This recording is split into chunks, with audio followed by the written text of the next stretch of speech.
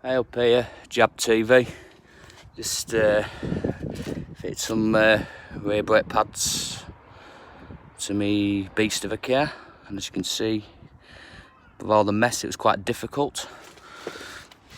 The process is the caliper does not actually come off of the car, because as you can see, there's a piston this side, there's a piston this side. So basically, take the wheel off, 5 studs straight off. Prior to putting the wheel back on later, just get that quick wire brush, make sure it all goes back on easily. If you can see in here, there's 2 like cotter pins, tapered pins, one there and one there. And the best way to extract these is get some punches.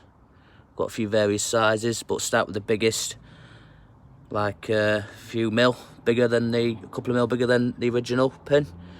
So when you knock it through, it will not mushroom it or damage it more. So once you get it started, knock that through until it's flush with the caliper housing here.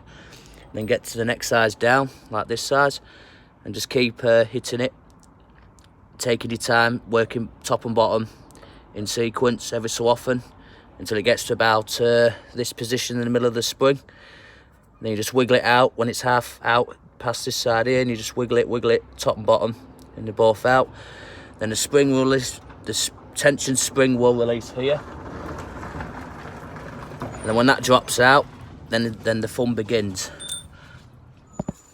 As you can see here, these are 2 old pads, nearly down to bare metal. The one on the far side usually comes out with ease, because this is acting as a dummy piston. But this side is where the compression is with the brake fluid. This is the harder side to extract. But after a bit of little persuasion with like pry bar tools and stuff, it does release and pull out.